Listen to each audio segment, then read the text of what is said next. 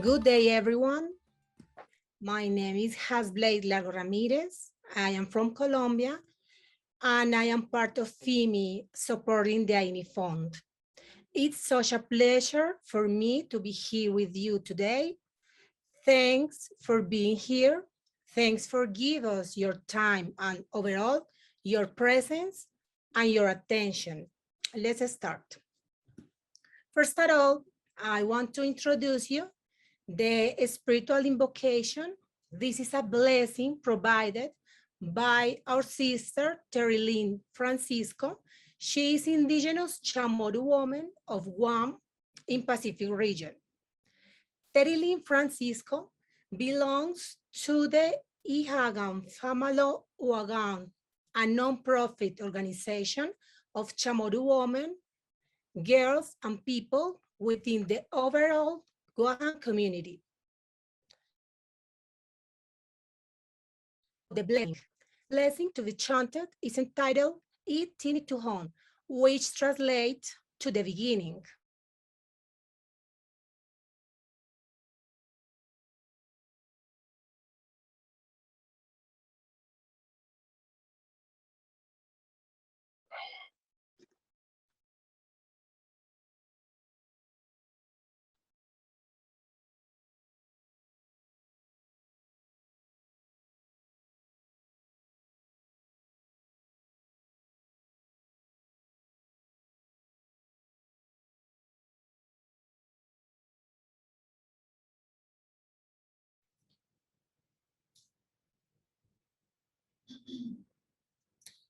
Hafa day and warm greetings to everyone. It is an honor to be in this space of sisterhood and solidarity. To echo many voices thus far of the Second World Indigenous Women's Conference, although there may be many challenges and endeavors that we must continue to face as women in our communities, there is also great hope in our commitment to the love and support we have for one another. As spoken in our introduction, we are Indigenous Chamorro women from Guam, an island in the North Pacific. And today we'd like to share a piece of our people's creation story in the form of a chant. In these few moments, we remember our oneness as humanity. Peace and love to you all.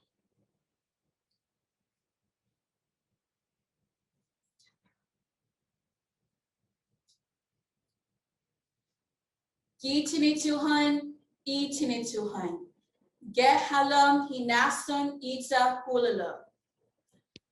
Gitini tuhan.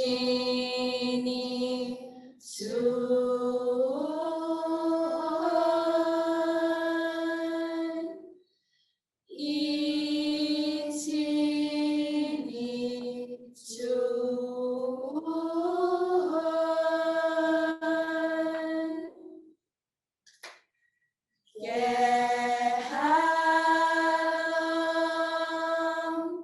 Gehalam hinasun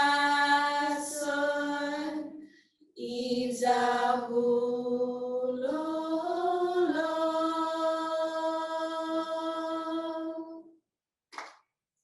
Man enan ihinafa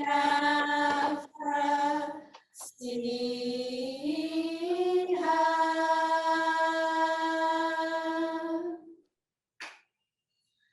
Tahinekok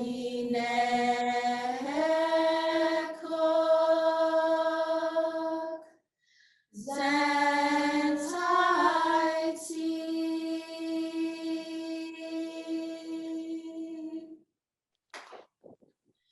Gehalam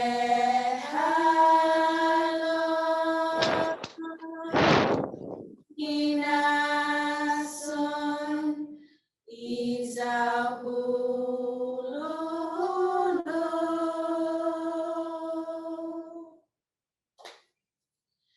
Gehalam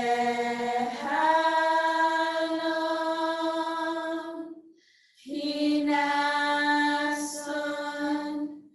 Gehalam hinasun.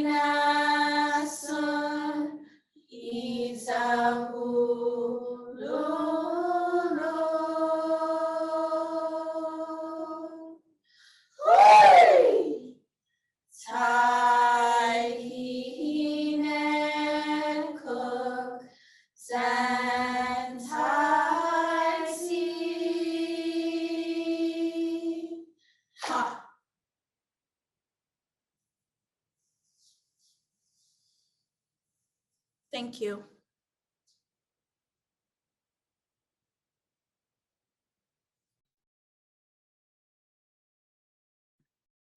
Okay, thank you, Tereline, for this beautiful blessing. Okay, before we start with the session, we would like to share some information for access and enjoyment of the platform. Please remember to check the social news, notification, and spam folders of your emails, because sometimes the emails of the conference can arrive of those other folders. It cannot be sometimes in inbox to find the email that we are sending you with the information to access to the platform or to Zoom. This way you can verify that the communication is reaching you.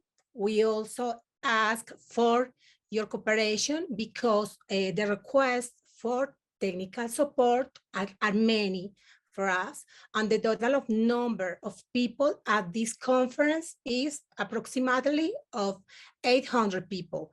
So it's sometimes quite difficult.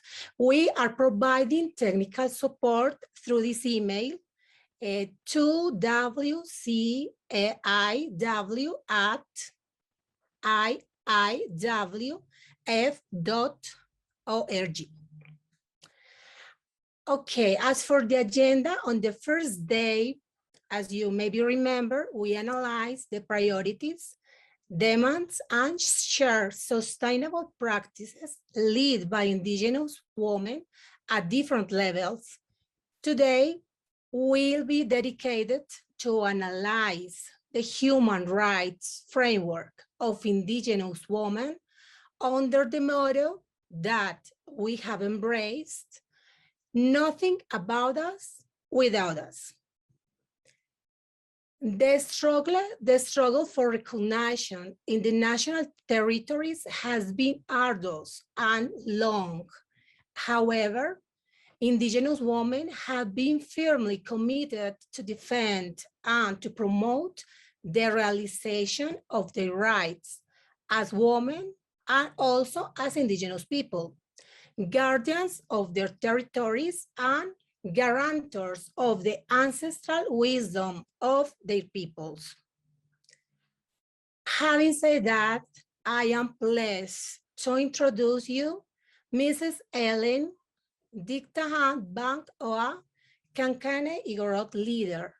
She has been engaged into a series of capacity building activities for Indigenous women in Asia, focused on Committee of Elimination of All Forms of Discrimination Against Women and United Nations Declaration of the Rights of Indigenous Women, a process that involves Indigenous women's realization and the analysis of the sources of their marginalization and address situations of gender discrimination at the community level. Mrs. Ellen has also been involved in mentoring and accompaniment of Asia Indigenous Women Network. Members to different processes such as the United Nations Permanent Forum on Indigenous Issues, climate change, regional consultation on women, among others, as part of the strengthening their knowledge and skills in advocacy work. One little recommendation, because we want to ask a favor to the panelists, that please talk not so fast for purposes on translation and interpretation services. Please, Mrs. Ellen, take the floor. Thank you. Thank you, Hast. Good morning, everyone in Asia, and good evening to our sisters and brothers from the other regions. Welcome to this opening panel entitled From the Local to the Global Agenda, the Role of Indigenous Women in Monitoring and Implementing International Instruments. I am Eleanor Dictaan Bangwa, akan Kanaoy Igorot from the Cordillera region in the Philippines. The Convention on the Elimination of Discrimination Against Women which entered into force in the 1980s, was a welcome move for indigenous women in general. Except for Iran, all countries in the Asia-Pacific region ratified the CEDAW. The policies, structures, and programs operationalizing the CEDAW at the national level provided space for indigenous women and their agencies to call for redress to our situations by state authorities and other agencies, as well as within our own communities and organizations. On the other hand, it also created a sense of ambivalence, especially in locating it in the community struggles against colonial and post-colonial repression and oppression, nationalism, and political autonomy. Albeit slow and still in the margins, we cannot deny that there has been progress in the status of indigenous women hence.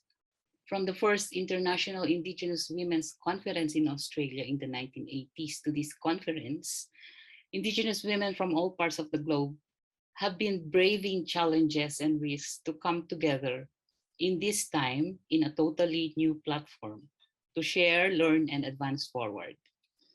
Today, there are various international legal frameworks, processes, and mechanisms that can be used as tools to advance the rights and status of indigenous women. We have the United Nations Declaration on the Rights of Indigenous Peoples already, the Committee on the Elimination of All Forms of Discrimination Against Women, a mechanism with whom we are engaging towards the elaboration of the rights of indigenous women and girls through a general recommendation. We also have the Commission on the Status of Women, the SDGs, and the International Decade of Indigenous Languages that will commence next year, among others. All these are indicators of progress from the unceasing struggles of indigenous women to be heard and to be recognized. 8 years ago in Lima, indigenous women committed to continue asserting the right to self-determination, which encompasses the direct, full, and effective participation of indigenous peoples, including the vital role of indigenous women in all matters related to our human rights, political status, and well-being. We endorse the principle, nothing about us without us, and further declared that everything about us with us. This panel aims to steer us to reflect on how international instruments have been useful as advocacy tools. Have we been using these instruments to advance our stakes and our rights as indigenous women, especially at the national level? What advances were made and what challenges are there? How do we further cascade these tools to the local and national level and use them to our advantage, especially in the light of the current commitments to the Sustainable Development Goals? Another indicator of progress is personified in everyone gathered in this conference and the synergy to transform challenges to victories. I am very honored to be in this panel today with exemplary women from our very own region, personifying indigenous women's struggles. They have been very instrumental in the progress that we are enjoying today by taking on notable and strategic positions while leading in their various capacities as indigenous women in local to global negotiating and decision-making spaces. Unfortunately, they each have only 2 minutes to respond, but we do hope to maximize the space through the chat box, where participants can share comments from their own experiences and the interactive discussion that will follow the speakers. Without further ado, I would like to introduce our first speaker, Ms. Victoria Tauli Corpus. Vicky, as fondly called, is an indigenous leader from the Kankanai Igorot people of the Cordillera region in the Philippines. She is a social development consultant, an indigenous activist, a civic leader, a human rights expert, a public servant who have been trailblazing the assertion of indigenous women and people's rights in all her engagements. She is the founder and executive director of Tubtuba Foundation, or the Indigenous Peoples International Center for Policy Research and Education. She has chaired the UN Permanent Forum on Indigenous Issues, followed by her recently ended service as the United Nations Special Rapporteur on the Rights of Indigenous Peoples. Vicky, from your very rich experiences as an activist asserting and negotiating for Indigenous people's rights with different governments and entities, what is your assessment of the use of international instruments as advocacy tools, specifically by Indigenous women? Is the progress made at the international level taken on to address the realities of Indigenous women on the ground? Please, Vicky. Okay. Thank you very much, Ellen, and thank you to FIMI for organizing this conference. It's a very historical event because, again, we are able to gather together to look back into what we have achieved so far, as well as understand better what the situation of Indigenous peoples, Indigenous women are today. I have to apologize if there is a blackout in my office, so I'm just using the energy that's left. But nevertheless, I'd like to say that, you know, the work that Indigenous women have achieved in terms of using the international mechanisms and spaces is really remarkable. No, we started when we were still negotiating the UN Declaration on the Rights of Indigenous Peoples. There was not many, no, still it was still dominated by men, but we had very strong women who were part of the drafting as well as the negotiations that followed after the declaration has been adopted by the Human Rights Commission and and it was brought to the attention of the General Assembly. I must tell you that it was not an easy thing to put in Articles 21 and 22 in the UN Declaration, which are the articles directly referring to Indigenous women, because there has been some resistance also on the part of some men. In fact, I still remember Antonio Hacanimihoy, who just passed away from COVID now, who was challenging me, saying at that time, I think he was the head of COICA, and he was challenging me and saying that, Vicky, you have to make a decision whether you would like to respect the cultural rights of Indigenous peoples or just, or just insist on the rights of Indigenous women. So there was a debate that followed. Of course, the good thing is that many states who have signed on to CEDAW have agreed to support the articles that we were pushing for. I remember Celeste Smith from Canada, who was one of those who was working very closely with me. So anyhow, I think the gains that we have achieved in terms of getting those articles in place, in terms of ensuring that the Permanent Forum on Indigenous Issues, the expert mechanism, have equal numbers of men and women participating as experts in those bodies. And of course, my appointment in the past as the UN Special Rapporteur have pushed, the issue of gender equality and the issue of violence against Indigenous women into the center of many of the discussions. I recall very much the efforts of Indigenous women to use the international treaties, and one of the first ones was a Canadian Indigenous woman and a First Nations woman who challenged the the provision, I think, in the Indian Act, which says that if you marry a non-Indigenous man, then you lose your citizenship in your own reservation, no? And this was challenged under the Human Rights Committee, and then this was, of course, addressed by the committee itself, that is clearly a discrimination against Indigenous women. I went through some of the decisions done by several of these treaties, and one of the things that I saw as far as Asia is concerned was also the Thailand Indigenous women, the Hill tribes. No, they challenged in a shadow report that was submitted to CEDAW. They challenged the Thailand government for not giving them citizenship no, as Thai citizens. And there was a strong recommendation from CEDAW that the Thai government should provide citizenship rights to the Hill tribe women of Thailand. So there are many of these, and I would like to refer you to the book that was published by Asia Indigenous Women's Network, the Forest Peoples Program in Tubtuba, which was published in 19 how do you, I think 2013, no, and it contains the references to many of these cases that were discussed, as well as instructions on how to use these international mechanisms to push for the rights of indigenous women. And finally, the latest development, of course, is the effort of CEDAW to come up with a general comment on indigenous women. And we are wanting them to push for this, and we should get actively engaged with them.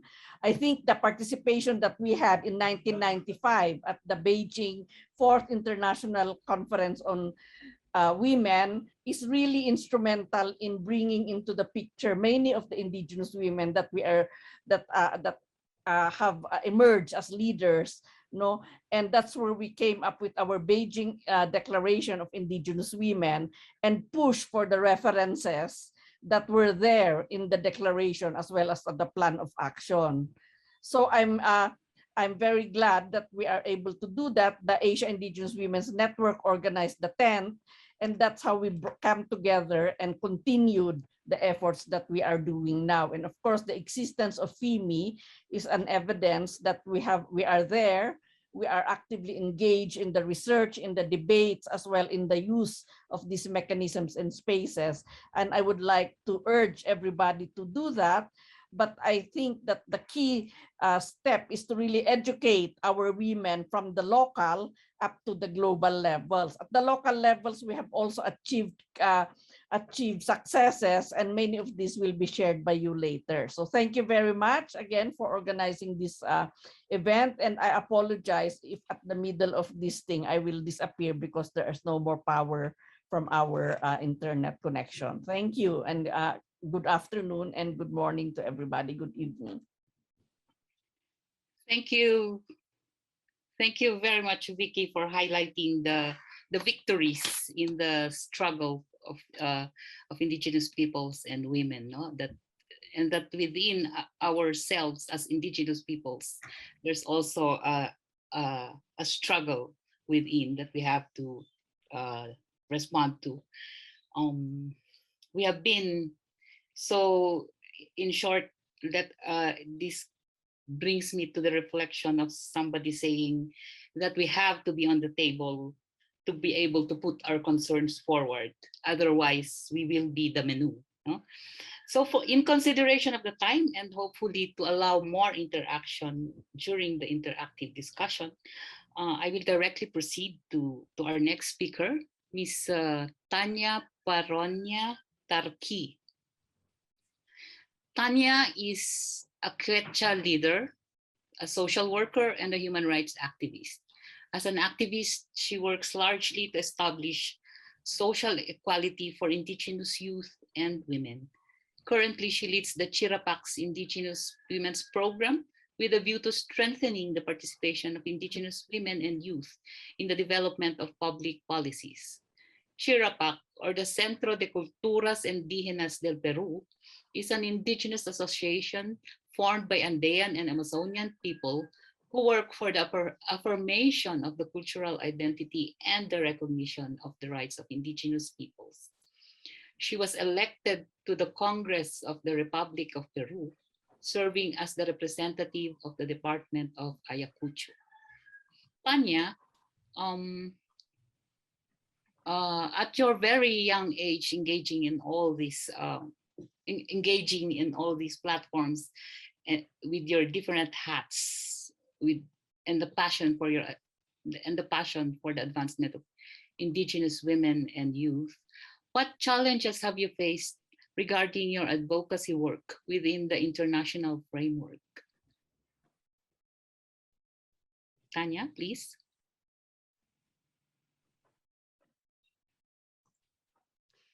Imaika mullaykichik kuyasqallay ñañalaykuna, lliw suyukunamanta pacha hamkunapa hatunapaykuynita llapallaykichikpaq. Muy buenas noches, buenas tardes, buenos días en los distintos territorios de los continentes. A todas mis queridas hermanas, un gran saludo. Y a las que se conectan de los diferentes puntos de los continentes para participar de este evento que gracias al esfuerzo de todas las redes de mujeres indígenas es posible. Yo quiero comentar desde mi experiencia personal en el trabajo de incidencia política, desde el nivel local, nacional, también internacional, algunas reflexiones que yo creo que es importante colocarlas en este debate, ¿verdad? ¿Cómo seguimos caminando para que nuestros derechos no sigan relegados y que sean más bien la incidencia, el instrumento para transformar nuestras vidas, las condiciones en las que actualmente nuestros pueblos se encuentran? Hay avances significativos en el reconocimiento de nuestros derechos como mujeres y pueblos indígenas en el plano internacional, gracias al liderazgo y la convicción de nuestras hermanas que nos antecedieron y caminaron en una sola fuerza en los distintos continentes, venciendo barreras culturales, lingüísticas, logísticas, venciendo también el patriarcado, el machismo y las estructuras coloniales y también las normas excluyentes.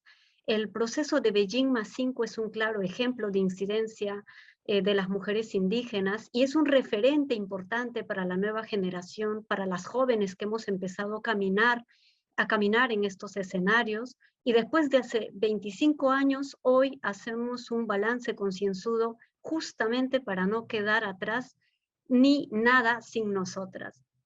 Un proceso previo para la incidencia es el acceso a la información, la capacitación, el conocimiento de los derechos en su dimensión individual y colectiva, tener las herramientas que nos permitan hacer una efectiva incidencia y sobre todo tener las propuestas claras.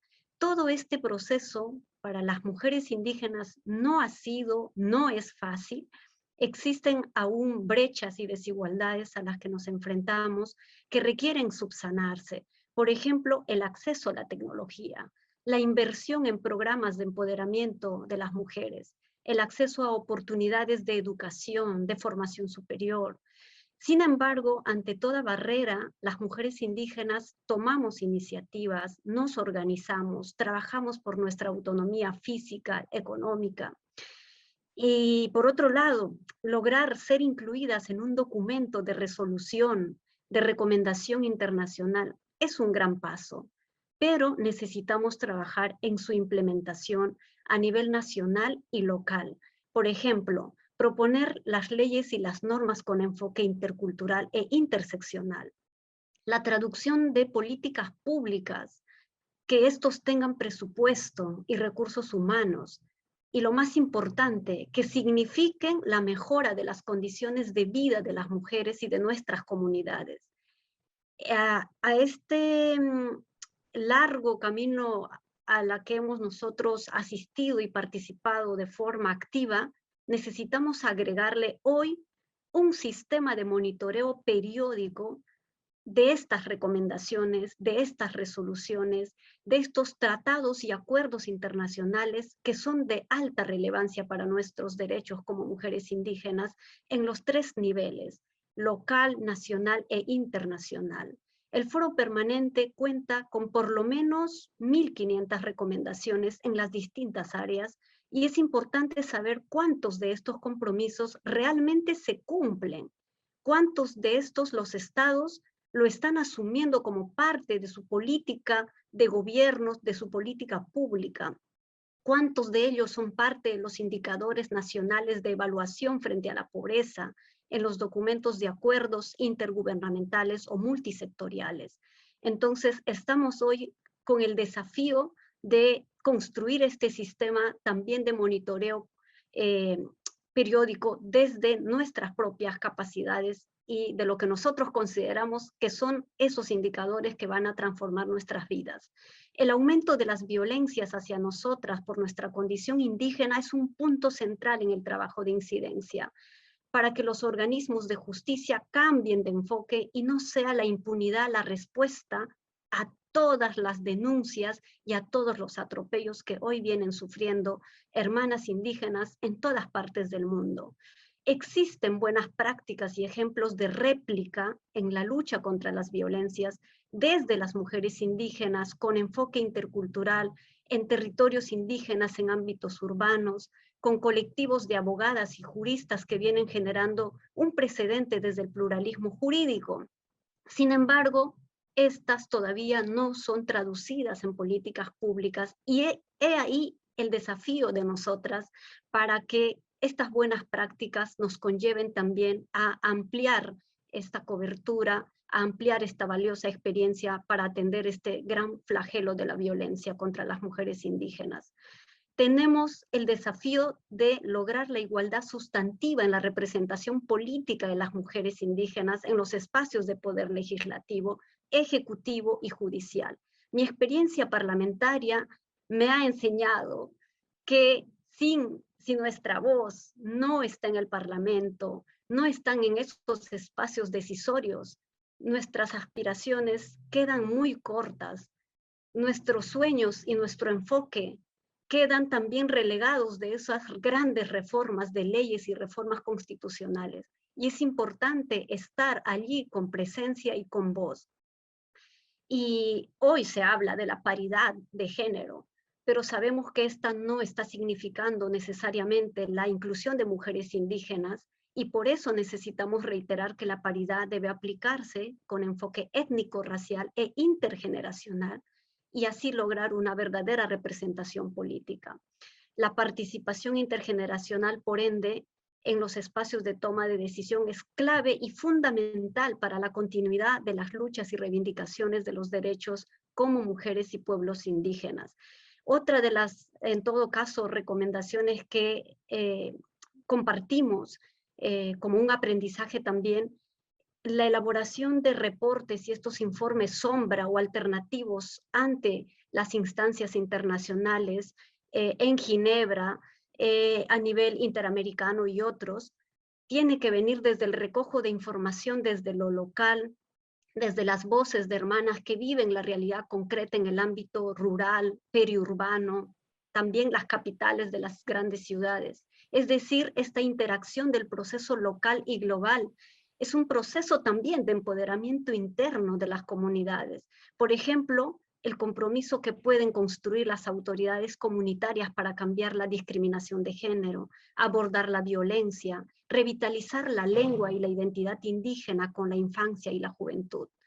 Y bueno, finalmente yo quiero sumarme a ese llamado que hace nuestra hermana Victoria Tauli para que este gran trabajo que hemos emprendido de la inclusión de las recomendaciones específicas sobre los derechos de las mujeres indígenas por el Comité para la Eliminación de todas las formas de discriminación contra la mujer CEDAW sea una demanda sentida colectiva de todas las mujeres indígenas del mundo y que podamos hacer nuestra esta consigna para que esas recomendaciones sean un hecho real y que desde nuestros territorios empecemos a levantar nuestra voz, nuestros rostros, nuestra lucha y que esta alianza multiactor para incidir también nos demanda, ¿verdad?, el acercamiento con otros movimientos sociales, con parlamentarias indígenas, que hoy también tenemos cierta presencia en algunos países de hermanas asumiendo estos puestos,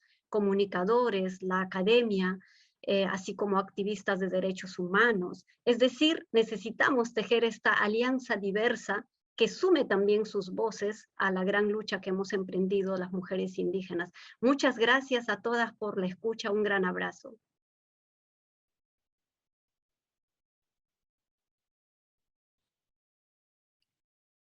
Thank you very much, Tanya. It's really touching how young Indigenous women have taken on the struggle, no, as part of actually as part of their whatever career they have gone into. But following Tanya, we have Sandra Creamer, who is one of our sisters from Australia who have been working in the legal realm, no? Sandra is a Wanyi Kalkadun woman, is currently the interim Chief Executive Officer of the National Aboriginal and Torres Straits Islander Women's Alliance, and an adjunct professor with the University of Queensland and professor of law at the Kuri Institute of Education at Deakin University. She started as the Indigenous Community Liaison Officer with the Legal Aid Queensland, working with Indigenous women and children who were victims of crime. As an Indigenous lawyer and a human rights advocate, she believes in the importance of educating Indigenous peoples on their rights so that they can learn how to challenge laws and policies that are affecting their communities. This includes translating the language of law so that Indigenous people can understand it for their benefit. Sandra, in your practice as an Indigenous woman lawyer and educator, there can be a lot of challenges trying to marry Indigenous law and tradition, pluralism, as Tanya has referred to earlier, with the mainstream or legal system. What significant lessons can you share with us today in relation to your work defending the individual and collective rights of Indigenous women? Sandra, please. Good morning, and thank you very much. Warm greetings to everyone joining us here today for the special conference. I first begin by recognising the Indigenous people's land that I'm on today, the Durrumbal land, and also all the Indigenous lands and territories that you are all on today, to honour our ancestors. My name is Sandra Creamer. I am the CEO of the National Aboriginal Torres Strait Islander Women's Alliance and Adjunct Professor for Public Health in Queensland and a lawyer. I'd like to thank all the other panellists and FEMI in bringing the voices of our Indigenous women from around the world. It can be an isolating journey for us at the moment with COVID, and it is important to collaborate together. I just want to provide some background of our rights in Australia. As Indigenous peoples, we are not in the Constitution. We do not have treaties and we do not have a Bill of Rights, though some states are starting to implement that. Because of this, then we have to look at different certain rights here in Australia. And that's where our international rights can come in place. And as women, we know that we face many challenges as a collective, and it is important for us to continue to be visible and to continue to make our issues at the table. And it is important for us as Indigenous women to stand collectively to challenge the systems, laws and policies for us, for our self-reliance. In Australia, we have our Racial Discrimination Act, which we use quite often in the legal system. And this was implanted in Australia with the International Prevention of Elimination Racial Discrimination. So that then became part of our law in our Racial Discrimination Act. And this was effective for us in our Racial Discrimination Act. Though today I'm going to talk about another area that I actually do use in my work, and I think that is really important. I'm going to talk briefly about the United Nations Declaration on Indigenous Peoples and the possibilities that it has for us, which is an international human rights instrument that creates a comprehensive standalone framework and that defines our rights.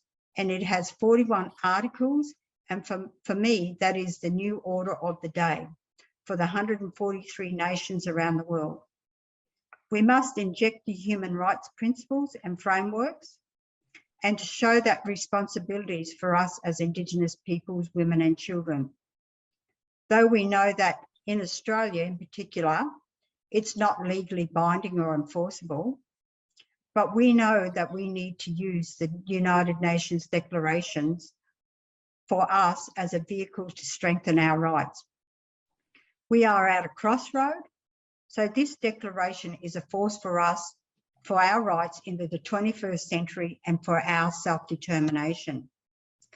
We have challenged the current legal system in Australia many times for our self-determination. So for us to advance any further, we at times have to turn to the UN Declaration to be part of our lifeline and to make our legal culture more just. The UN Declaration is specifically designed to solve these hard to solve social harms through the human rights framework. So what I'm going to talk about is how I've injected the human rights principles from the Declaration and other instrument framework and mechanisms to strengthen Indigenous women that I work with in Australia. One of the groups that I work with is out in the Central Desert of Australia, and they have terrible access to fresh water. So in my role as an adjunct professor, I have worked with these women in these remote communities.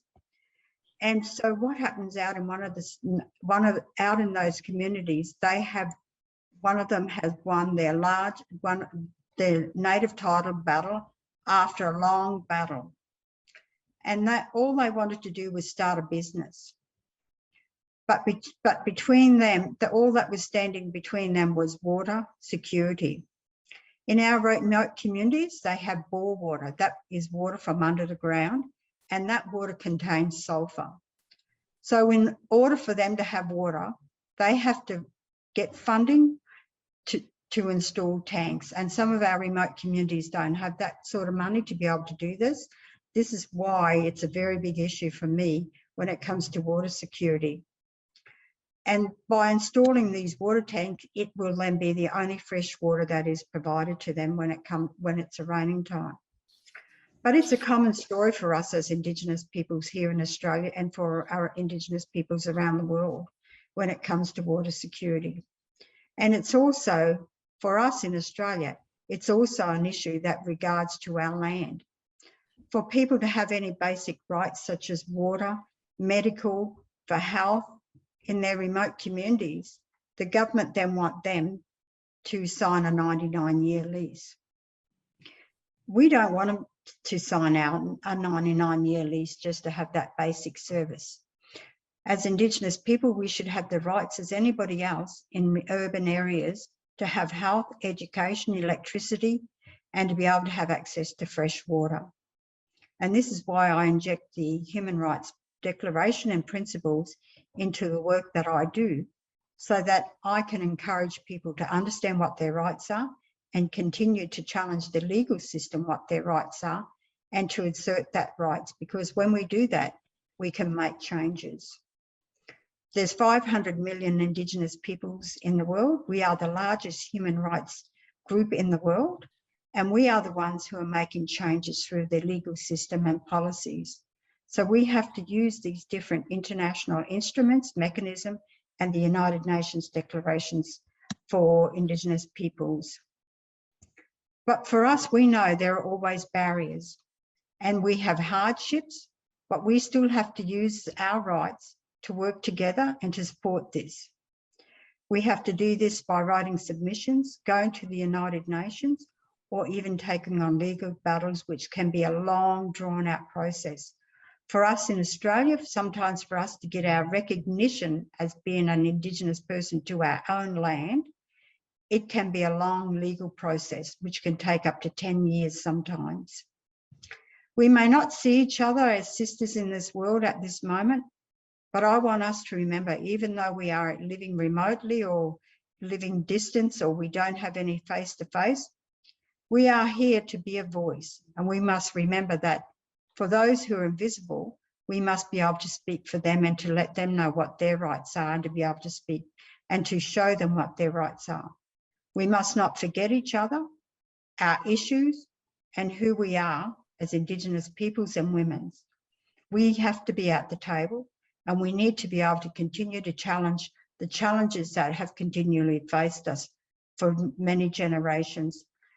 Laws were not put in place, policies were not put in place. We were all written off around the world. But it is through making challenges in the legal system, especially, that we've been able to implement different changes, that we've been able to set down precedents so that we can all use around the world when we're challenging in the courts, And it's very important that we also understand and know what our rights are and to continue to challenge the system. There are times when we're going to lose, but you know what? There are times when we are going to win, and we have been winning, and we are making changes. And as hard as it may get, and as dark as the road may be, we have to continue to make those challenges for the next seven generation for us as Indigenous peoples in this world. I'd like to also thank FEMI for putting this conference on, in particular because it's a learning time for us, and it's also a lesson to know our issues as a collective, and we learn from each other, and we also can hear about solutions that we are creating for our issues. Nothing about us without us. Thank you very much for listening to me. Thank you. Thank you very much, Sandra. Yes, Sandra and Tanya have brought out the many challenges, especially of information and the related enabling processes towards appropriate and effective information for Indigenous women, and of course the importance of collective analysis and clear proposals, no? And the importance of using different instruments together, and especially taking ownership of this in all our advocacies and initiatives. I would like to open the floor for discussion to the participants for discussion. I don't see so much questions from the chat box, but I would like to encourage people who would like to ask to raise their hands in this case.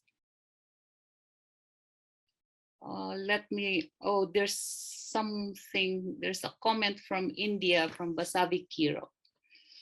She says that, yes, we have many international tools, but our government does not recognize.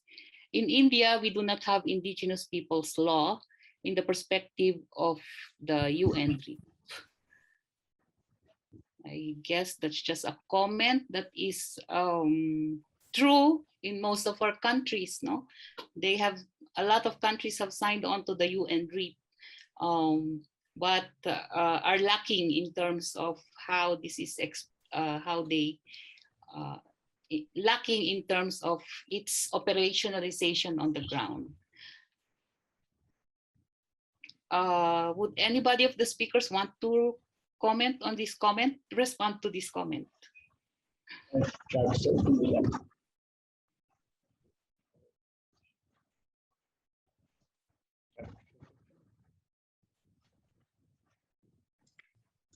It's Sandra again. Sorry, what was that?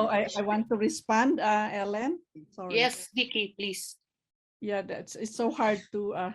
Okay. Well, I think that's really a common issue among Indigenous peoples. No, I mean, it doesn't mean that when they have ratified these treaties, it doesn't mean that they are implementing it. And we know for a fact that that's not happening. But that's precisely why we want to educate our women on how to use these instruments, because even if these instruments are not being implemented by the government, they provide complaints mechanisms, no, wherein you can submit your complaint, or you can make a shadow report wherein you can submit a report that will either challenge the report of the government, or if they don't have any report, to raise the issues that we would like to raise. And as I mentioned earlier, there has been some successes in that, you know, like in many situations, like for instance, among the Belize women, they also submitted, the Maya women submitted a complaint to the CEDAW, to the Committee on Elimination of Discrimination Against Women, because the poverty eradication policies of Belize are not addressing the situation of Maya women. And the CEDAW came up with a recommendation strongly saying that the indigenous women should be included. There should be data on the extent of poverty amongst indigenous women, and they should be included when these poverty eradication designs and programs are being used, are being made. So I think the political participation of indigenous women is really key, and that's why I'm so happy to see Tanya, because she has been a member of parliament. We have also Johnny Lasimbang, who is a member of the Parliament of Malaysia. You know, we have people who are really trying to get into places where decisions are being made, and these women are doing whatever they can. So I think we should not give up. We should continue to challenge the governments. I know in India you challenged the Supreme Court decision, which was going to allow the entry of other populations into the forest where indigenous peoples are dwelling. As a special rapporteur, I made several comments to the Supreme Court of India. And I don't know what the situation is right now, but those are the day-to-day realities that we face. They develop laws that conflict with the UN Declaration on the Rights of Indigenous Peoples, and also that are in total disregard of the human rights treaties that they have adopted. So we have to continue challenging this. And I think it's not easy. I mean, you know, we need to have the resources, the people who can pay attention and give their time to this. But that's what we have. And I think that's what also gives us strength, because we know that while these are not being implemented, it's our responsibility to tell them and remind them every time, and to use these instruments that are in place. And I think that there is no shortcut to achieving what we want. But at the end, when we empower ourselves, when we work as collectives, we use these instruments that are in place, and the mechanisms go to the spaces where we need to have our voices heard. That's when we will see these changes, no matter how slow. In the end, it will accumulate, and it will be for our benefit, for the benefit of our future generations and us.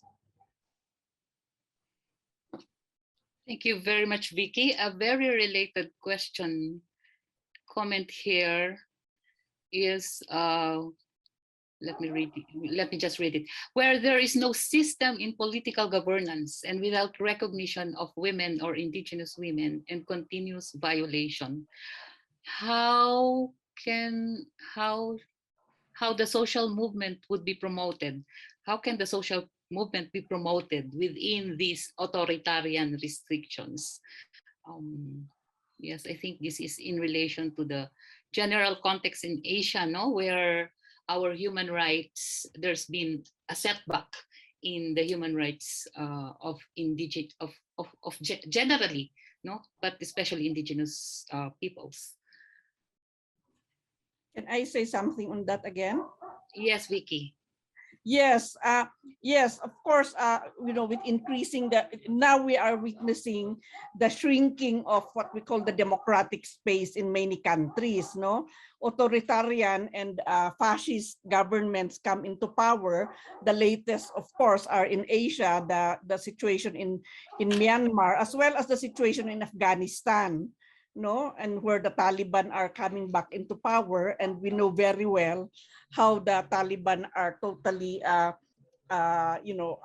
disrespecting the rights of women in general, and that's really very sad, no, in a situation, especially in a situation where we are also facing this pandemic, no. So we really just have to continue doing what we need to do.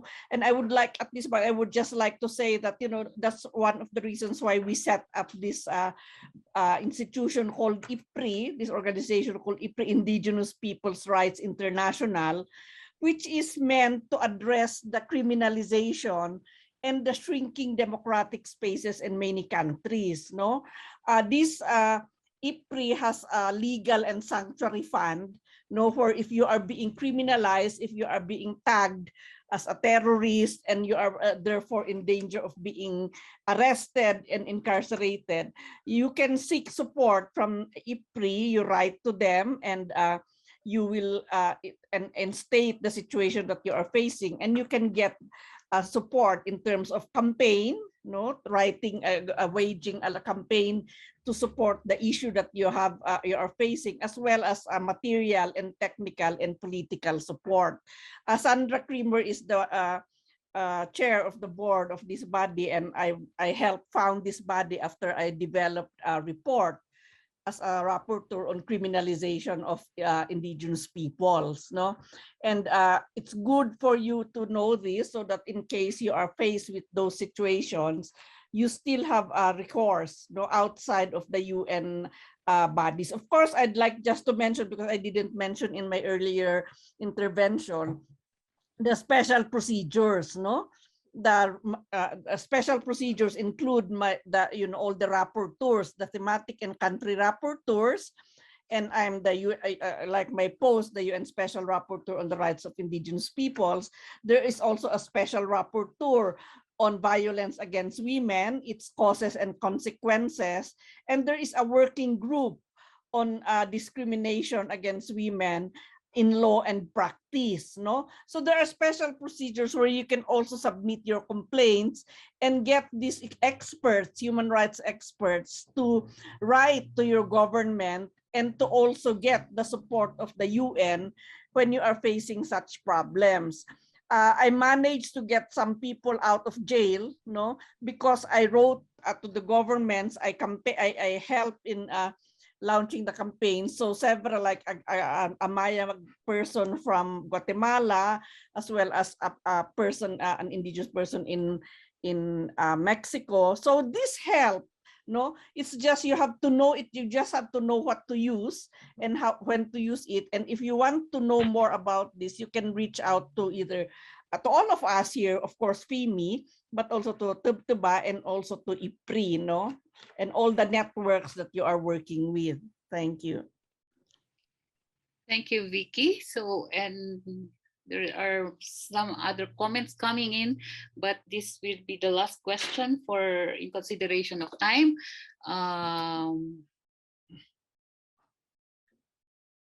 Tanya, and I think this is directed to Tanya and Sandra to give us their perception.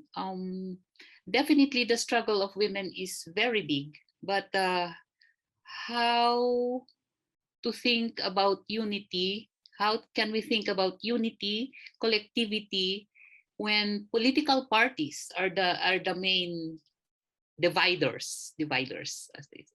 They are the main challenges, not the political parties. And maybe while they are, maybe you can also opt to respond to this comment on, isn't it time to frame our narratives to challenge the mainstream women movement and state mechanisms, as our issues are diluted by the state in many forms and aspects? Please, Tanya or Sandra, very briefly. I'll just Okay, go Sandra. very quick. Yeah, sorry. I'll just go very quickly and just answer that. I think one of the things that as Indigenous women, we always still have to be a collective, and there will always be challenges. And as I said, we were written off as Indigenous peoples in this world. There was nothing for any of us. They just wanted to eliminate us.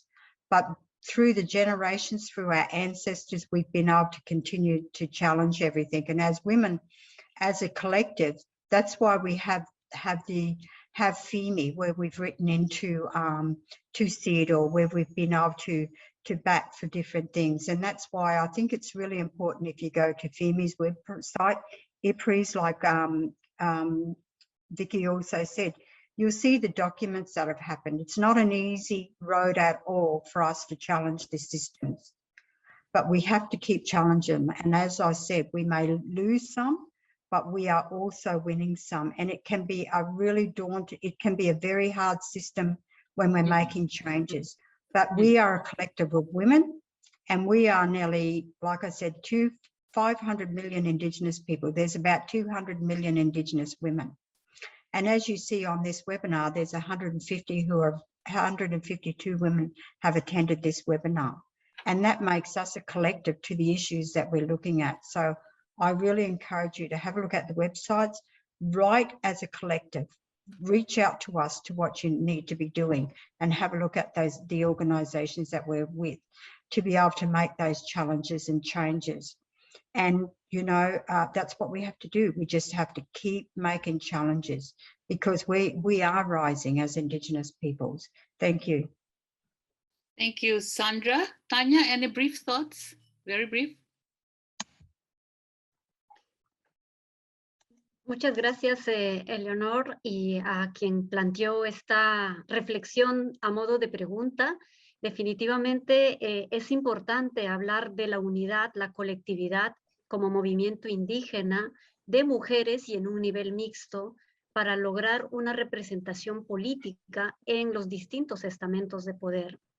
Cuando un movimiento es sólido, tiene claridad de sus principios y una agenda indígena trabajada de forma participativa desde lo local a lo nacional, creo que es posible también que estos cambios se den en los marcos legales normativos, por ejemplo, la reforma político-electoral que hoy es totalmente excluyente a los pueblos indígenas. La única manera para lograr un sitio en los parlamentos es a través de un partido político. Pero si nosotros tuviéramos la fuerza suficiente para lograr que los pueblos indígenas con nuestros propios mecanismos de elección interna, de elección incluso abierta, primaria, podamos tener esa representación de acuerdo a nuestros usos y costumbres, creo que ese es un gran desafío que tenemos en América Latina también. Pero lo más importante es no perder de vista que la representación política es parte de nuestros derechos políticos y que para cambiar las relaciones de poder asimétrica que hoy por hoy imperan en nuestros países y la mayoría de los estados, necesitamos de alguna manera tener una interlocución con estos actores.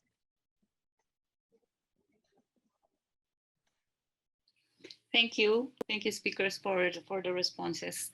We're running after time as usual, so I would like to move on from this interactive dialogue to our reactor, Ms. Jani Lasimbang, a Kadasan Dusun from Malaysia. She is the founding member of the PACUS Trust, a group supporting Sabah's indigenous peoples, and has served as the Secretary General of the Asia Indigenous Peoples Pact. She was a commissioner for Sukaham, the Malaysia Human Rights Commission, and also served as Assistant Minister of Law and Native Affairs in Sabah, Malaysia. She is now on her second term as the Kapayan representative to the Sabah State Legislative Assembly. Jani, with one foot standing as an indigenous woman and human rights advocate, and the other as a government entity, please tell us what thoughts have you been entertaining while listening to the speakers and the discussion that followed. No? Where do you think should we start if we like to influence consistency of national policy to the various international frameworks, especially the UNRIP and the CEDAW? Johnny, please. Thank you. It's great to be here, and also thank you to FIMI for organizing this. It's very happy to be part of the movement of women all over the globe. Yes, for me, being in government previously with the international movement very actively, and now with the State Assembly as an opposition member, I was with the Ministry of Law and Native Affairs for some time, a newly created ministry. I think it's really important opportunity to put into practice what we have achieved at the global level. So I could use the UN Declaration on the Rights of Indigenous Peoples, CEDAW, and many other relevant international instruments to make it into a living and useful document. I managed to for me personally, and I think that's how we as women who have been active, or as working at the international level and and also working at the local level, you can raise issues. For me personally, I brought in an issue, and my advice is not to get into too many issues when you go at the local level or on the national level, because you need as much energy as you can, and try to work together with others to bring the other issues. For me personally, I focused on the issue of child marriage. 30% quota on women in all sectors, basically involvement of women, domestic violence, sexual harassment, gender discrimination, and of course also the importance of native courts and the role of women that they play there. In the process of collaboration with UNICEF, for example, and that's how we can bring in UN agencies in our different countries, NGOs, and also government departments. We would manage to form, hold workshops, prepare and lobby for legal and policy amendments, and then also plan programs and allocate budgets to be adopted by governments.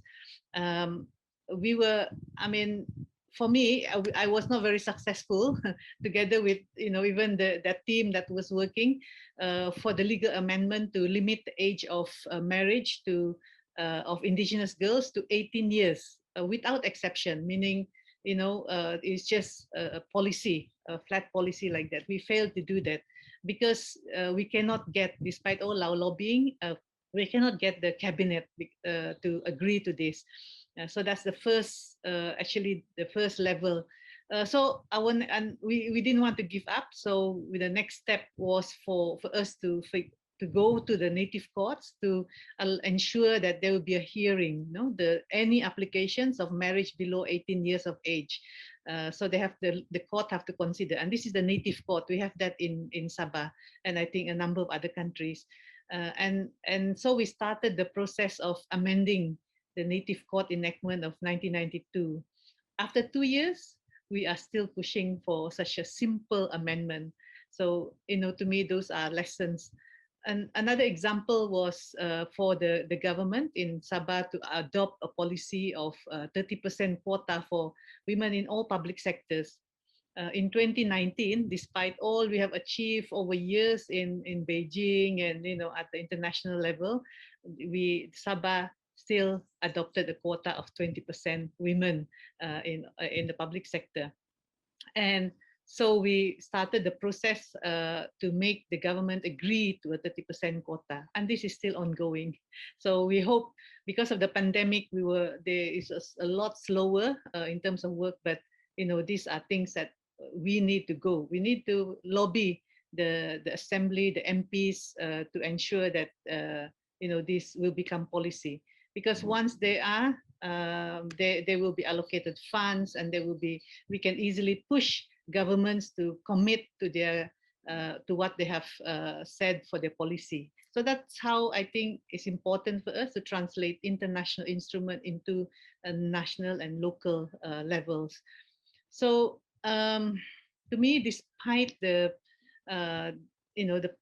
all this, the process we have gained can be, allies, making allies at the UN agencies, community organizations, committed government officials. Sometimes we may fail, but if we manage to identify committed government officials, just like when we go to the international, level, we will find committed, speakers to our side, and that will continue to help us.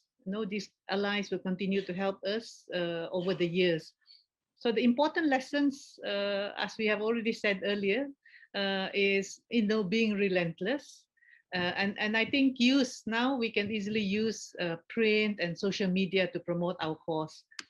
To me, it's also important to get involved. I got involved in training women to be relentless lobbyists and implementers. especially getting more women involved and they themselves grab the opportunities when it comes. So you can ask for 30% quota, but if you don't train enough women to to take those opportunity to take those positions when it's open, then we are also in that losing side. So do continue to also be there to train women. And that's what I have done together with NGOs here, Pakostras, SAWO.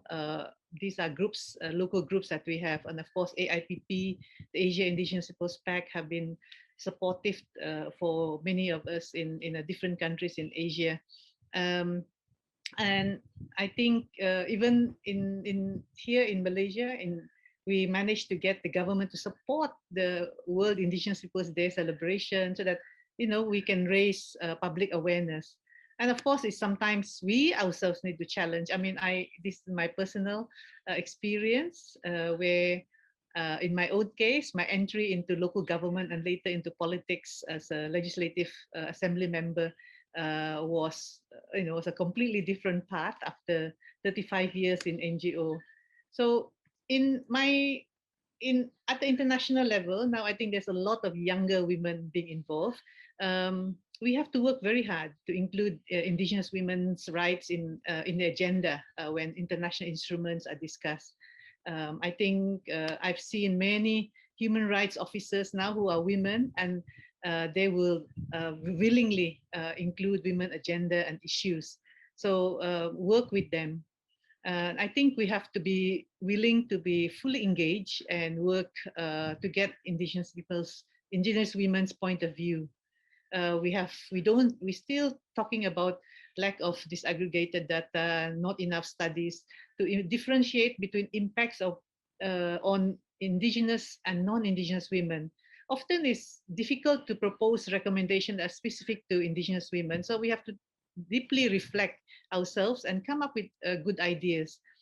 Another challenge we face usually is women, when we go for international global meetings, we get Indigenous women from all backgrounds, and we need to get them to agree on key issues, positions, and action points to be included in statements or plan of action at the UN meetings. So often Indigenous women leaders are very vocal, very insistent on the ideas, and may not be willing to compromise. So, and this could, as we heard earlier, complicated by resistance from our own male Indigenous leaders. So I think we need to battle and form a cohesive way to work together and come up with ideas to ensure that what we achieve and what we are proposing is something that at the global level is acceptable to Indigenous women. So I think these are just some of my personal and also in terms of a response to where you are just now. So I hope that is helpful. Thank you.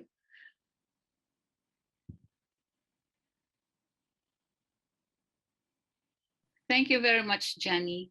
We're running out of time, but let me just briefly say that with all the setbacks that we are facing today, there's a seemingly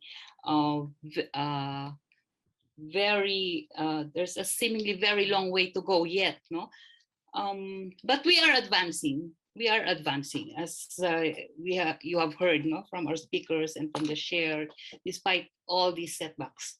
So it's up to us now to take on these opportunities provided by international instruments and mechanisms to advance. And we have to do this holding hands with the youth and the broader sector. So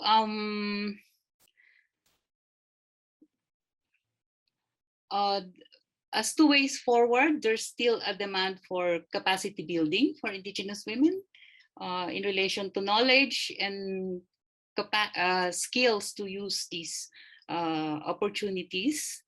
And of course, what's this? Trying to own our own advocacies in our initiatives and work on advancing social justice and equity for Indigenous women. So with this, I would like to thank everyone. Thank you, Vicky, Tanya, Sandra, and Johnny for taking time to be with us with your very rich insights for this panel today. I hate to end this very rich discussion, but time is our enemy as usual. Thank you also all to our sisters out there participating from a distance, and a big appreciation for FIMI and its team who have been moving mountains to bring us all together here. Please, let's give them a virtual clap. And thank you, everyone, and have a very fruitful day ahead.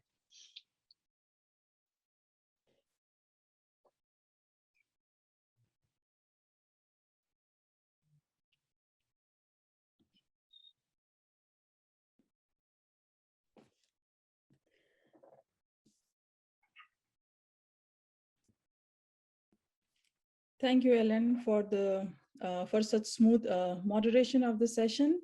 And as Sandra said, we are rising as Indigenous peoples. Indeed, we are rising as a collective force from the local to the global level and getting stronger now. Thank you so much to Vicky, Tanya, Sandra, and Jenny for your deep and analytical reflections, where you let us see that Indigenous women are transforming the international agenda, guided by the realities of our communities, despite the prevalent challenges that we are facing. Thank you for sharing the powerful voices of Indigenous women influencing the international agenda based on the priorities from the grassroots.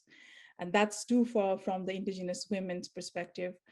A very warm Indigenous greetings to Indigenous sisters, brothers, representatives from the government, UN agencies, our very close allies, and networks across the globe. I'm Chanda Thapa, and I belong to Mogar Indigenous peoples from Nepal. I'm currently working with National Indigenous Women Forum, Nepal, and also associated with FIMI in the process of this Second World Conference. Thank you again for joining us on the day 2 of the Second World Conference of the Indigenous Women. I'd like to start this session with a video prepared by African Indigenous Women's Organization, in which an urgent call is made by Indigenous women in Africa. They have had a very consultative process in their region, and then hence this outcome has been depicted in the form of this video. And it is the same call to action by Indigenous women around the world for the states to fulfill their commitment made through international instruments at the local and national level. So let's watch the video.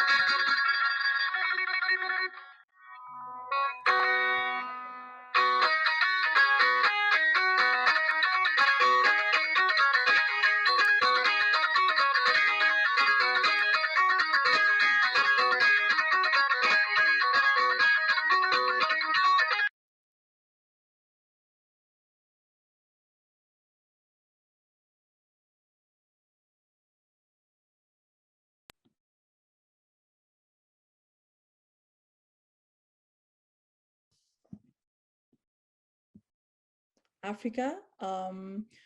You have already come up with a very clear positions and demands regarding to your rights.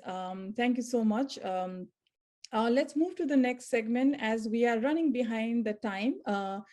In this session, we will be discussing, reflecting and sharing experiences on different advocacy tools initiated and developed by Indigenous movement for the realization of the rights of Indigenous peoples and Indigenous women in particular.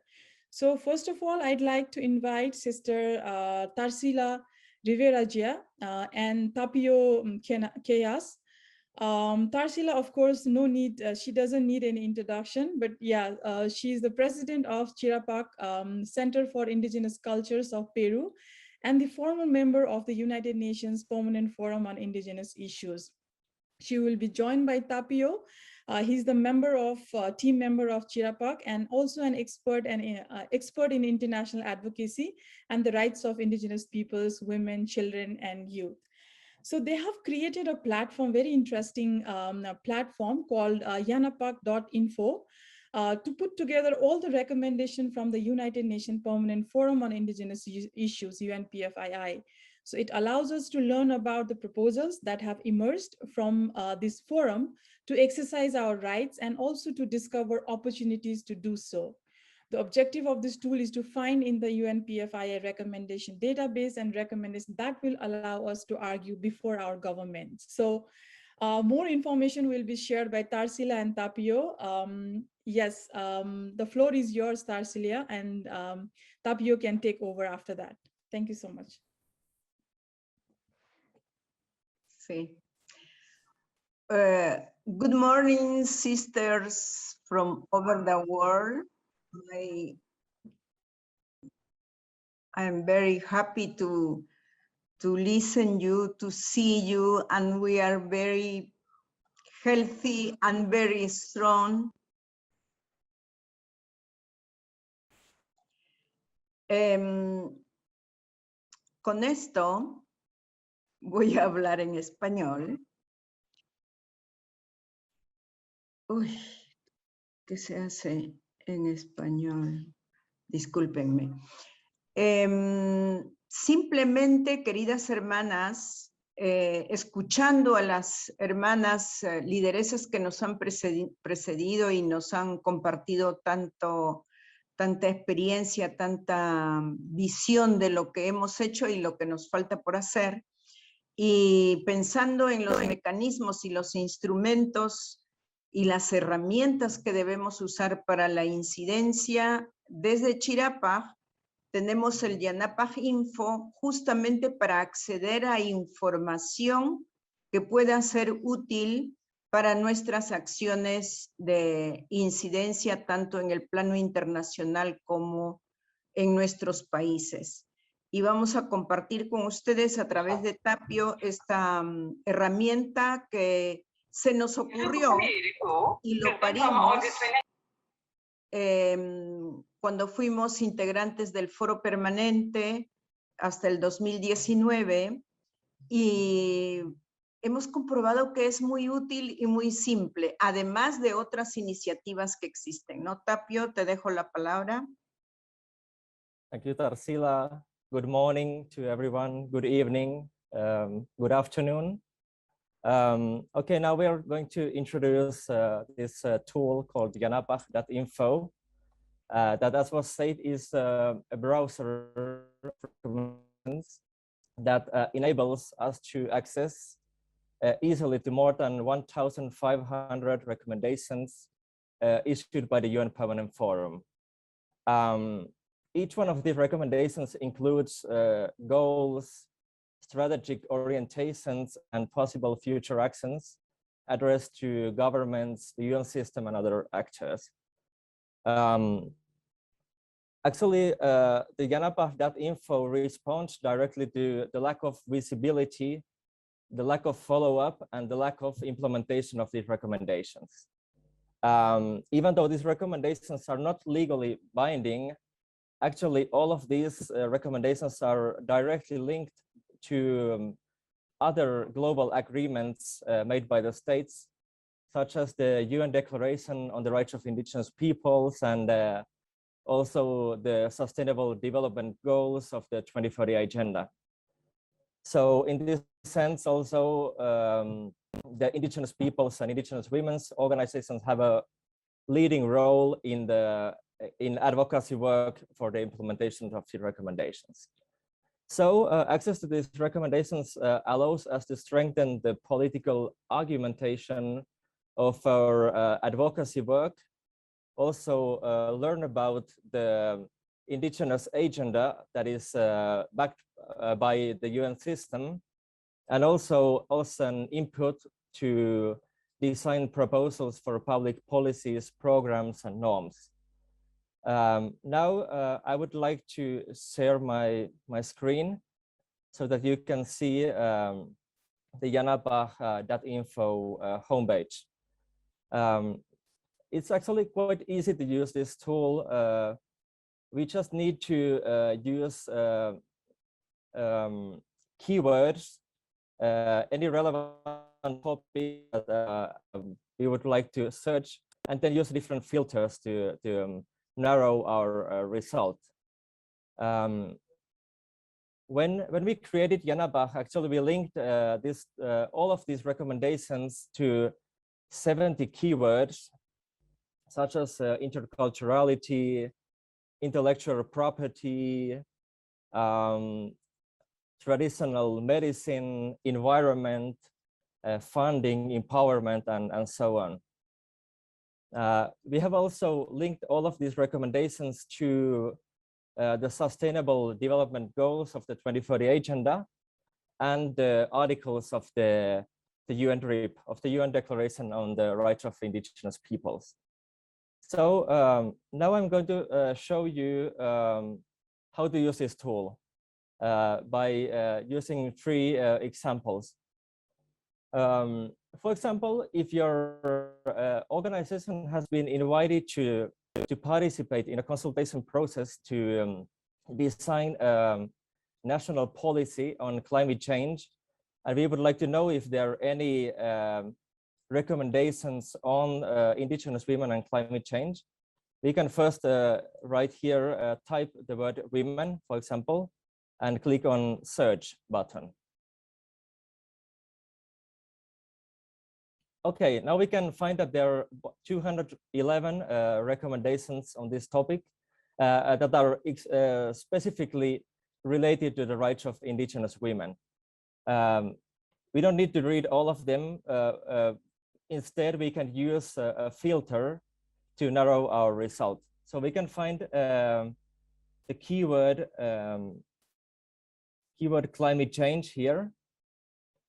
Click the title of the keyword, and now we find 6 recommendations that are related to indigenous women and climate change. So for example, the second one says that the crucial role of indigenous women and indigenous youth should be ensured by the states in developing mitigation and adaptation measures when designing climate change policy. Then we will see another example, because we can use these recommendations not only for international advocacy, but also on national or local levels. For example, if your organization is planning to start advocacy campaign to make visible the criminalizations against indigenous midwives, we can also find if there are any recommendations on this topic. So we can find, we can write here, for example, midwife or midwifery, and click on search tool. Okay, now we can see that there are 8 recommendations on this topic. And when we click the title of the recommendation, we can see the full information of the recommendation. For example, this recommendation is quite long. I can find an important part that they book to criminal wife and make the necessary the amendments to legitimize indigenous midwives recognized by their communities as healthcare providers. As we have linked all these recommendations, we can see here, for example, that this recommendation contributes directly to reaching the goal number 3 on good health and well-being. This recommendation is also related to Indigenous peoples' right to self-determination, as stated in the Article 3 of the UN Declaration on the Right of Indigenous Peoples. So now we will still see one more example. In this conference, one topic, one process that has been mentioned many times is the specific recommendations of the CEDAW Committee on Rights of Indigenous Women and Girls. So if you want to know the recommendations of the UN Permanent Forum on this topic, we can also type CEDAW and click on the search button. And there are only 3 recommendations on the topic. And an interesting point here is that there is already a recommendation from the year 2004 that recommends the states to start a process to, and the UN system to start process to build this recommendation.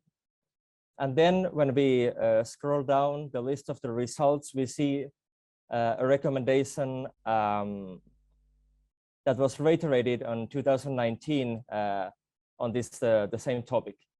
When we have this result, we can also download the results and share these by email or print them or share by WhatsApp and other media. In the following weeks, we will update the page and also upload the recommendations that the Permanent Forum made this year.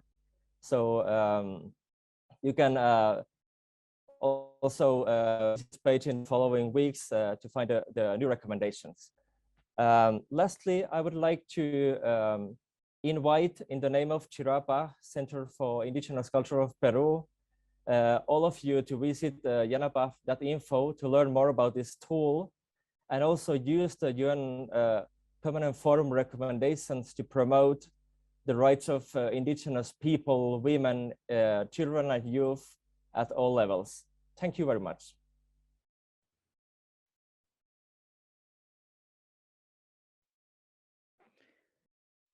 Thank you so much, Sister Tarsia, and then Tarsilia and Tapio for a very informative session.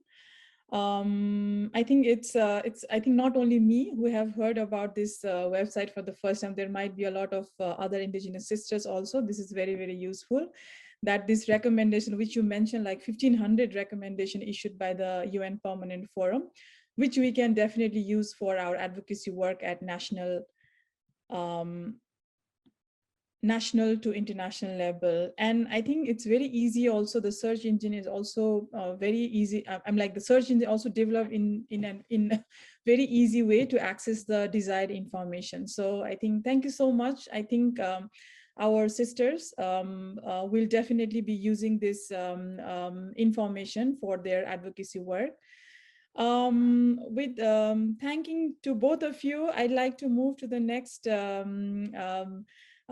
segment, where we will be discussing about another Indigenous, it's called Indigenous Navigator, which is another powerful tool, advocacy tool developed to monitor like the UN Declaration of the Rights of Indigenous Peoples, core human rights conventions related to Indigenous peoples. It also looks after the essential aspects of the Sustainable Development Goal and including the outcome of World Conference on Indigenous Peoples. So basically these 4 areas that it looks into. So it is a framework. I think some of you are already familiar of this tool, as you are also implementing some projects related to Indigenous Navigator in Asia, Africa, and then other regions as well. So it is a framework and set of tools developed for and by Indigenous peoples to monitor the level of recognition and implementation of their rights. So through the use of these tools, Indigenous organizations and communities NGOs, even journalists can access to free tools and resources based on data generated by indigenous communities themselves. So I think the very valuable, very important part of this tool is it's generated by indigenous communities. So thus, for example, the vitality of an indigenous language can be measured on a scale, for example, from 0 to 10, extinct to secure, securing right to lands.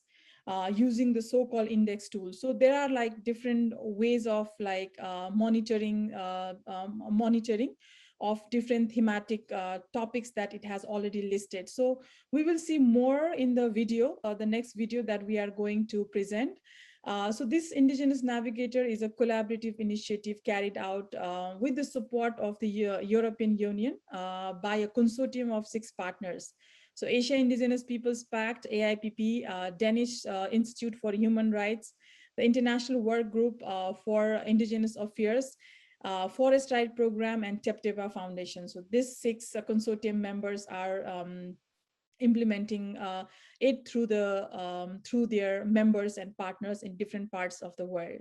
So let's watch the video for more detailed information, which will share about who are we and what are our rights through this Indigenous Navigator. Thank you.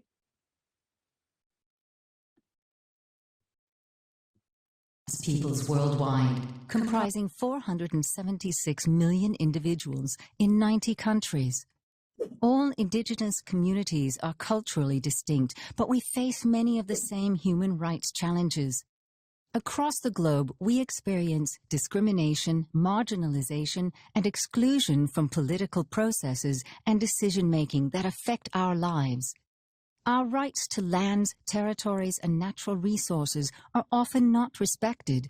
This severely impacts our livelihoods, food security, and well-being. We are also 3 times more likely than other people to live in extreme poverty, making us more vulnerable to the impact of climate change and to the devastating effects of COVID-19. It is critical to document and raise awareness about our human rights situation. That's why the Indigenous Navigator was created, to provide a set of tools to monitor the recognition and implementation of our rights worldwide. The Indigenous Navigator is developed by a number of Indigenous peoples and human rights organizations. The online tools and resources help Indigenous communities to collect data on the community and the national situation. The tools cover essential thematic areas. These include rights to self-determination, lands, territories, and resources, as well as health and education. Monitoring of the UN Declaration on the Rights of Indigenous People and other human rights and labor instruments are built into the tools. And so are all the Sustainable Development Goals related to Indigenous peoples' rights. Thereby, the Indigenous Navigator can be used to monitor both the most important human rights instruments and the Sustainable Development Goals. The collected data is presented in comprehensive national and community reports and can be visualized, explored, and compared in our online portal. By documenting and reporting our own situations, we can enhance our access to justice and development and help document the situation of Indigenous peoples globally. Indigenous communities can use the data to advocate for their rights at the local, national, and international level. It can also help to hold states accountable by monitoring their compliance with, or failure to meet, human rights obligations with regards to Indigenous peoples. Many Indigenous communities have already benefited from the Indigenous Navigator's tools. One of these is Okani, a community-based Indigenous organization located in Cameroon. Using the tool to collect data at the community level, Okani was able to record the number of community members who don't have birth certificates and national identity cards. Without these documents, they are unable to vote, apply for jobs, or move freely around the country. This data provided Okani with important advocacy materials which helped them to take action. In this way, the Indigenous Navigator can support and strengthen the self-determined governance and empower us to claim our rights. For more information, go online at indigenousnavigator.org.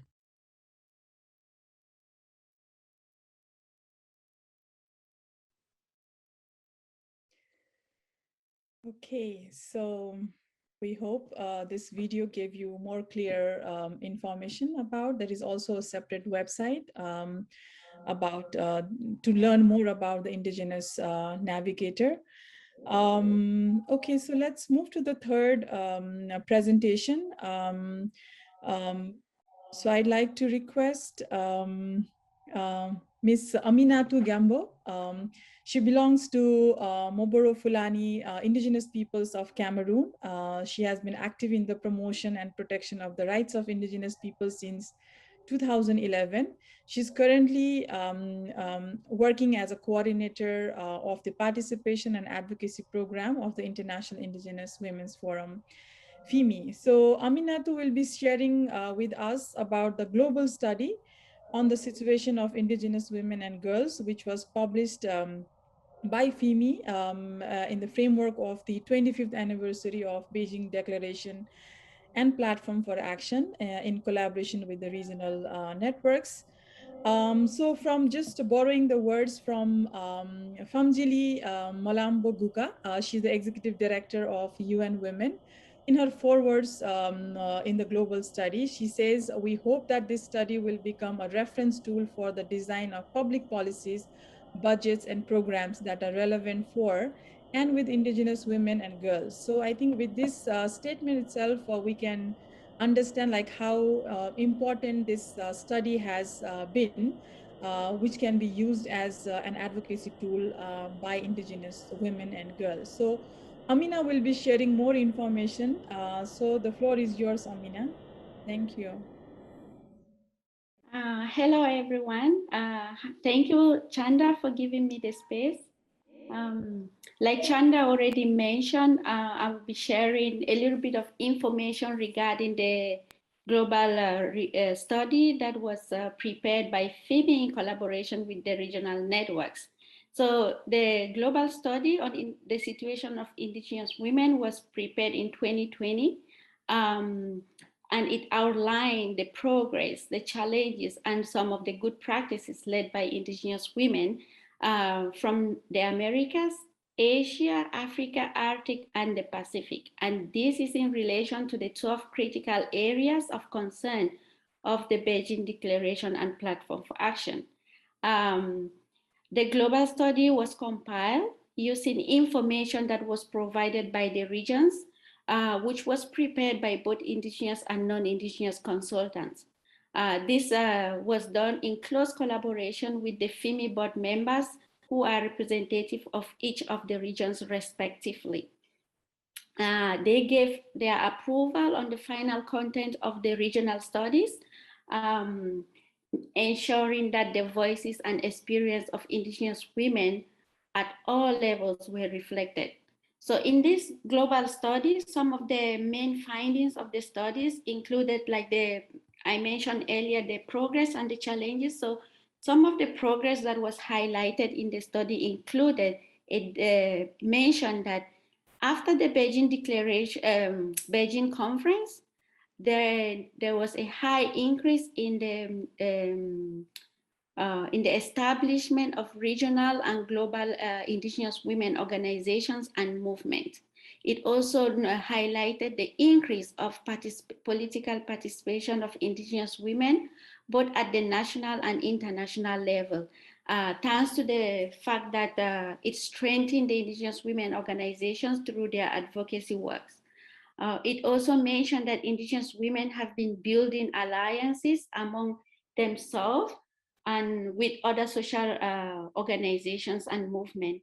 It mentioned that several cultural land-based programs have been created by and successfully implemented by indigenous women and indigenous women organizations at a global level. It also highlighted that indigenous women no longer see themselves as victims, but more of taking the roles to be the mediators and peace builders. Lastly, it also mentioned the progress that indigenous women communicators and filmmakers routinely hold meetings and film screening related indigenous women lives and violence related programs. So some of the challenges included that it highlighted the persistent discriminatory policies and non-economic growth development models. It also shows that there's a high migration of Indigenous women moving from the rural to the urban areas, which it was documented in all the regions. It also shows the limited economic opportunities, food insecurities, land dispositions, and lack of basic social services, among other factors. In the Americas, for example, Indigenous women continue to be underrepresented in political spaces, both in elected and appointed spaces. The report shows that about 304 human rights defenders were killed in 2019 alone globally, 13% of whom were women and 40% were engaged on land rights issues. It shows that mental health issues and high suicide rates are crucial issues among Indigenous women living in the Arctic region. And also in Canada, the Inuit women have registered lowest level of educational attainment. So it also have basic conclusions and recommendations that were made to both government, UN agencies, and also other stakeholders. It highlighted that the global study from all the regions have registered structural violence, discrimination, and marginalization. And also it shows that there is a reluctance of states, for example, in Africa, Asia, and the Pacific, to recognize the Indigenous people. It still presents the main critical issues for the protection of the right of Indigenous women. It also mentioned that the COVID-19 pandemic has led to a barrier of inequality both between and within countries according to gender, race, ethnicity, and so on. The global study also outlined how the situation of Indigenous women cannot be properly described and understood without referring to individual and collective rights simultaneously. Just to mention that we do have this global study available in 4 different languages on the FIMI website. Languages include Spanish, French, Russian, and English. For those of you who have not yet had the opportunity to read it, you'll be able to find it there. Or if you wish, you can contact us directly. We can provide you with a copy of the study. We also have the regional studies that I mentioned, that the global study was based off the regional studies. All the regional studies from Asia, Africa, Latin America, and the Caribbean, and North America. And then we also have Arctic and Pacific. We have 5 regional reports at the FIMI website as well. So if you have any questions, or if you're interested in this book, I will encourage you to read it, use it both at the local and national levels for your advocacy tools.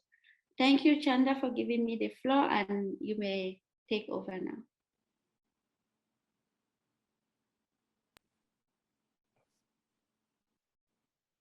Okay. Thank you so much, Amina, for the presentation and sharing more detailed information about the study.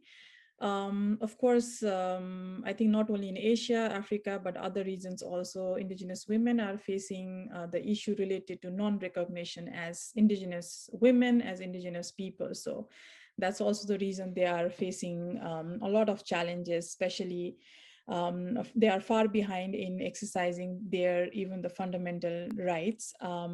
So as Amina said, this report is, you can access the report in FIMI's website. I think someone from the FIMI team will also share the link in the chat box to get more detailed information. So yes, we are a little bit behind the time. So yes, thank you so much to all the presenters, Tarshila, Tapio, Amina, and then you also, hopefully you got more information about the different advocacy tools that have been initiated and developed by different Indigenous peoples, human rights organizations, and then how they are using at the ground level, and how as Indigenous women, we can benefit out of it in terms of advocating for our rights. So I think these very important three platforms, these three tools, such as the platform like yanapak.info, Indigenous Navigator, and Global Study that was conducted by FEMI, will be helping further to advocate the issues and concerns of Indigenous women at the national and global level for sure. So hopefully you will be using these platforms and information at your own level. So with that, we will be closing this session. But before that, I'd like to request the FEMI team to play a song. That's a music from Selkup sister from the Toms region from Siberia, who belong to the Sami Nisan Forum.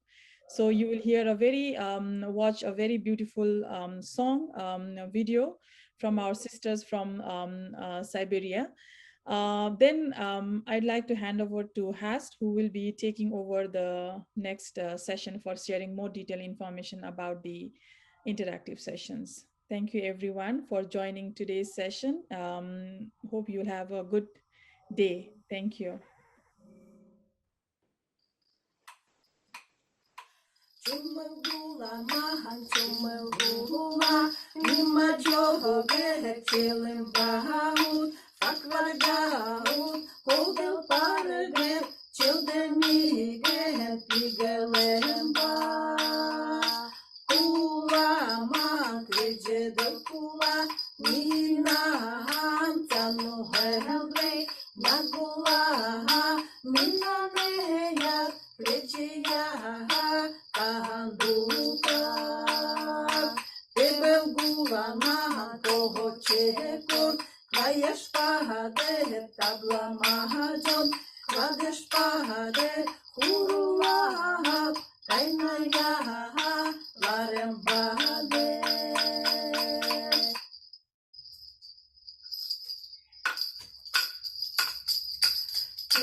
Души йохаши, вышел Демиган кой вати. Чел души йохаши, вышел Демиган кой вати. Он чтобы айтермел, кажет ми коен чест. Им гожма, отчего житья, рогатков. En esa época estaba escuchada la introducción al color de la piel en el poder son.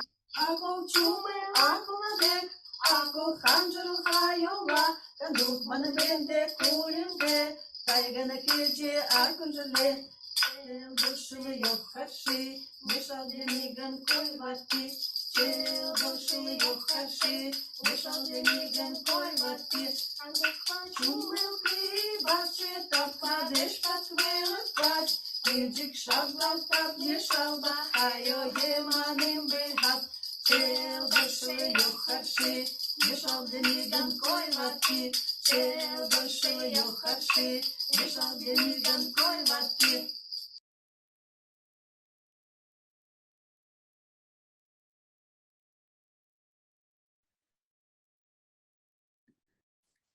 Thank you. As our panelists have stated, the challenge for implementation at the local level is key.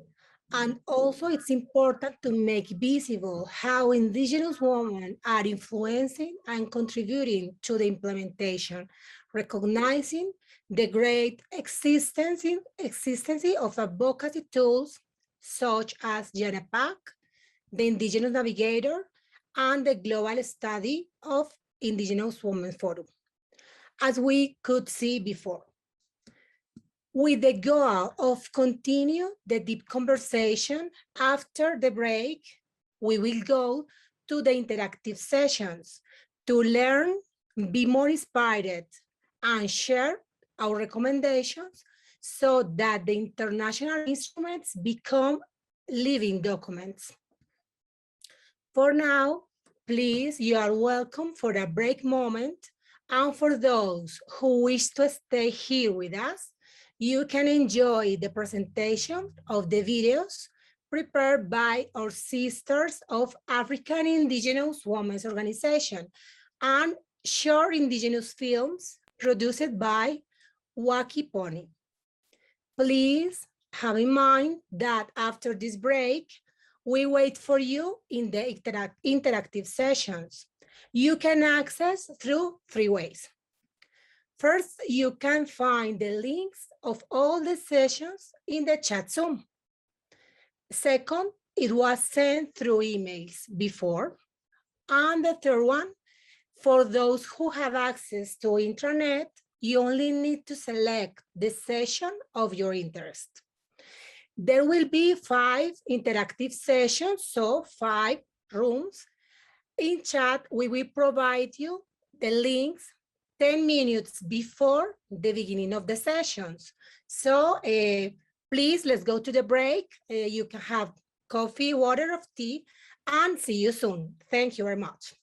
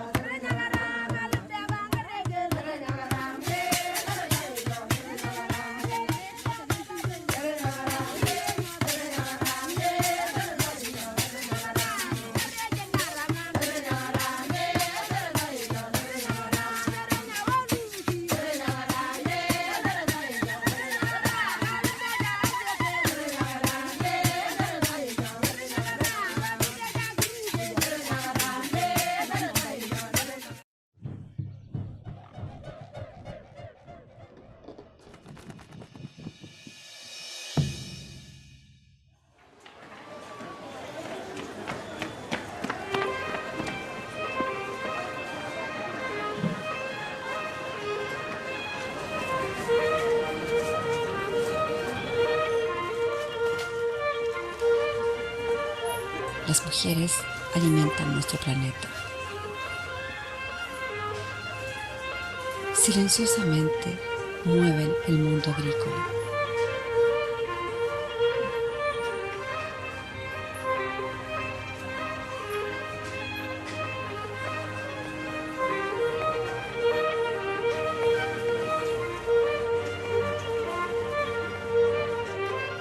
Ellas producen más de la mitad de los alimentos que consumimos cada día.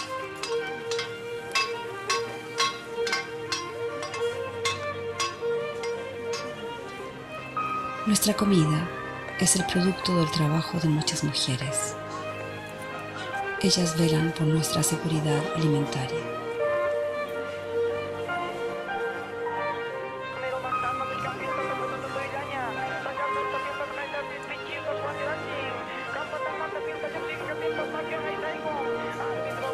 Su trabajo puede parecer sin importancia, pero es vital para la humanidad.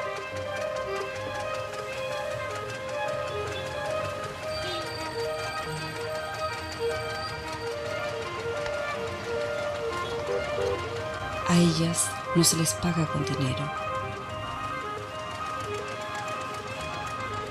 Ellas no poseen las tierras que cultivan. No fueron a la escuela. Los bancos no les prestan dinero. Estén donde estén, aseguran la subsistencia. Sin embargo, saben mantener la vida. Cultivan y distribuyen los alimentos.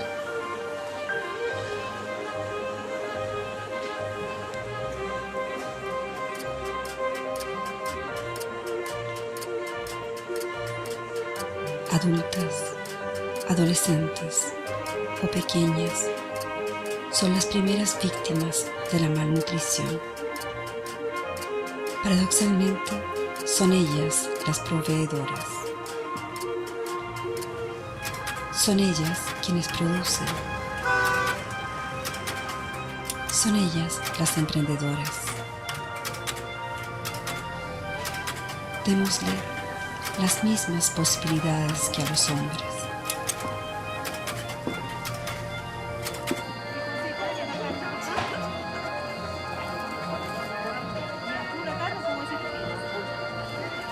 Iluminemos sus esperanzas.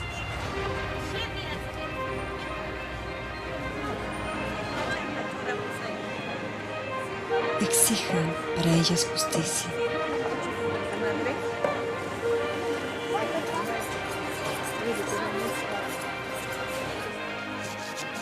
Únanse con ellas, sean solidarios y verán que cuando justicia sea hecha, el sol brillará más alto.